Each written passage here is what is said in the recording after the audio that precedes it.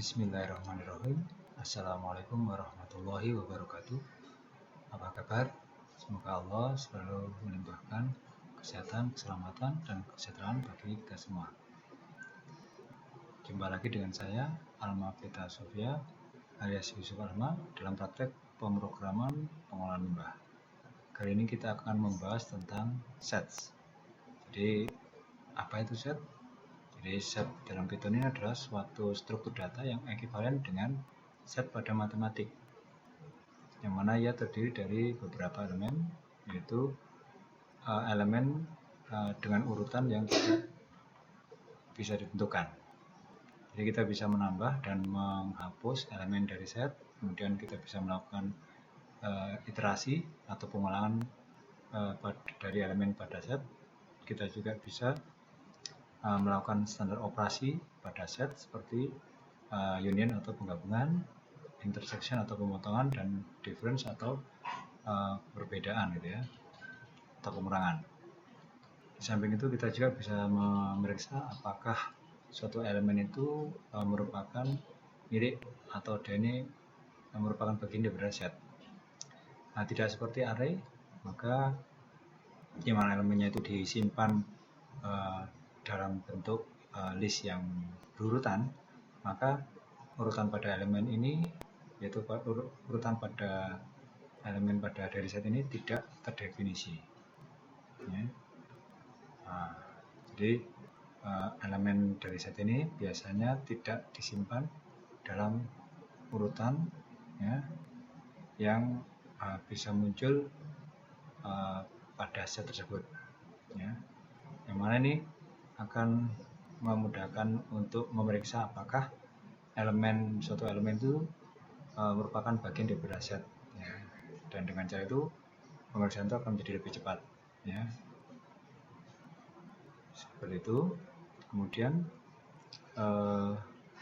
jenis data immutable atau yang tidak bisa diubah itu bisa menjadi elemen daripada set ya, bisa berupa angka, string, atau tuple.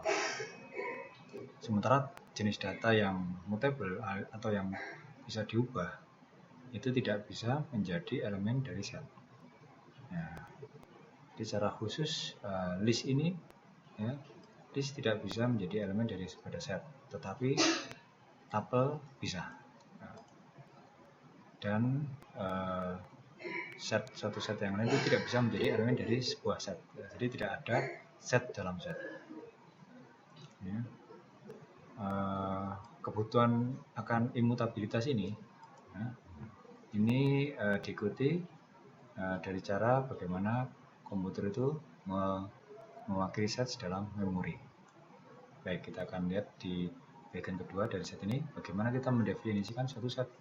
Maka set ini bisa didefinisikan dengan cara memberi nama semua elemen dari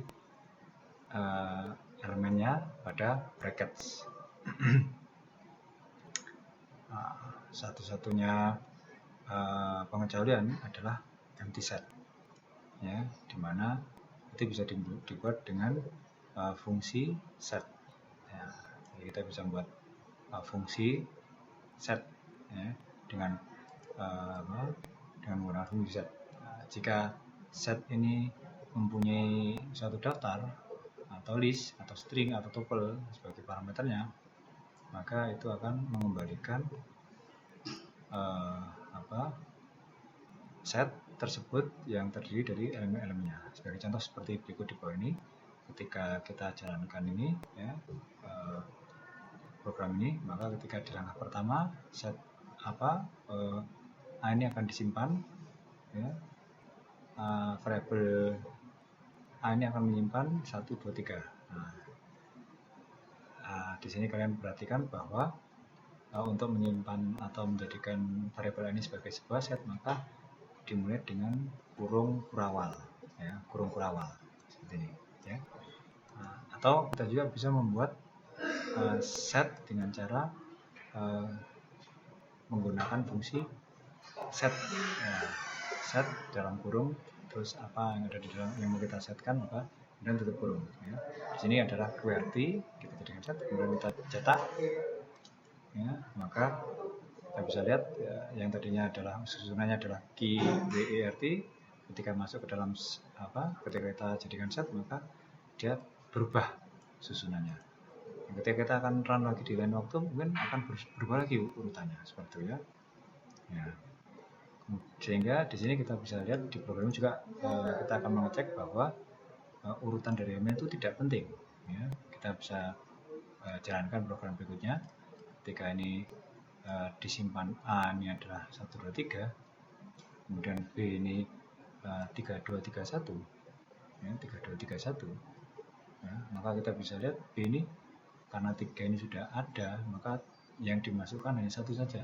Jadi meskipun 3-nya ada 2, tapi yang dianggap adalah hanya 1 saja.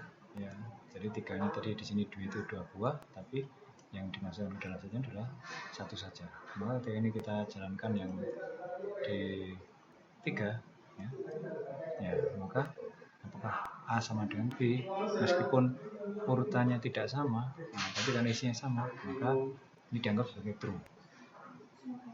Ya, di sini setiap elemen yang akan dimasukkan, setiap elemen itu hanya dimasukkan hanya 1 saja. Sehingga ketika kita nge-set hello ya, dengan double L, maka hanya maka 1 L saja yang akan dimasukkan.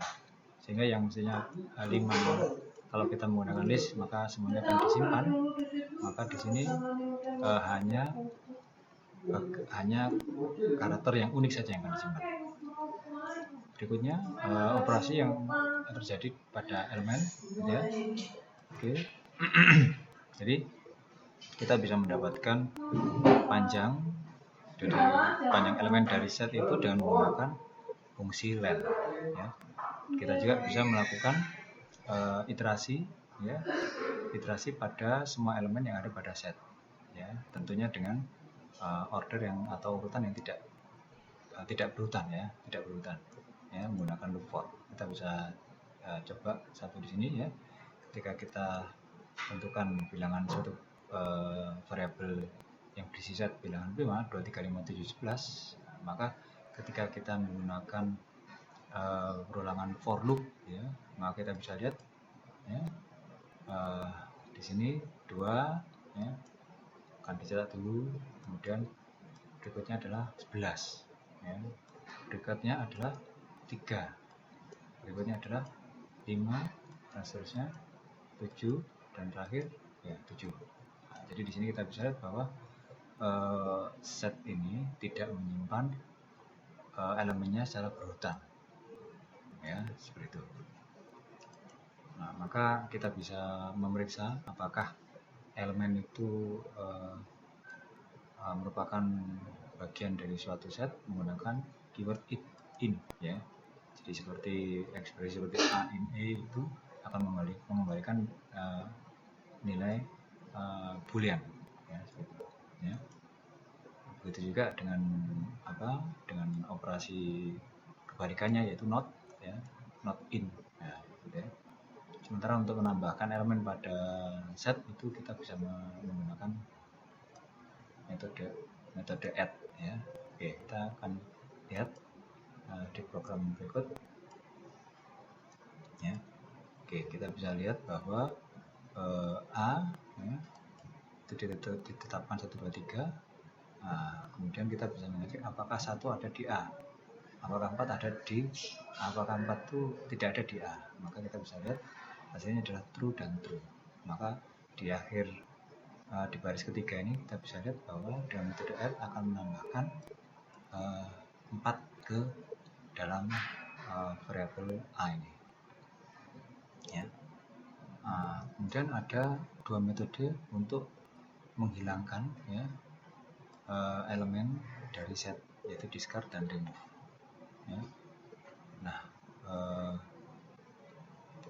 kedua metode ini itu bervariasi, ya. Cara mereka memproses itu bervariasi, ya. Jika hanya pada kasus-kasus di mana item yang terhapus itu tidak ada di dalam set. Ya. Pada kasus ini maka metode discard ini tidak akan melakukan apapun, sementara metode remove akan memberikan exception key error. Ya, seperti itu. Dan yang terakhir ada juga metode pop yang akan menghapus secara acak elemen yang ada pada set dan mengembalikan nilai yang sisanya.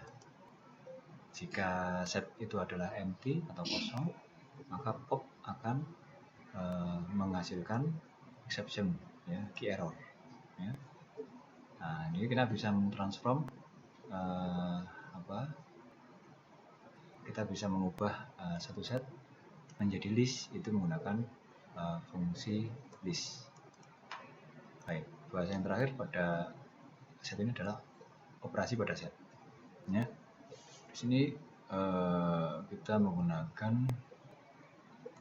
metode, ada unit B, A unit B, ada update B, ada A intersection B, ya, dan A intersection update B, dan seterusnya, ya, dimana kita bisa melihat bentuk atau gambar daripada operasi pada set pada Wikipedia, ya, seperti di sini, ya, kita bisa lihat seperti apa sih union itu.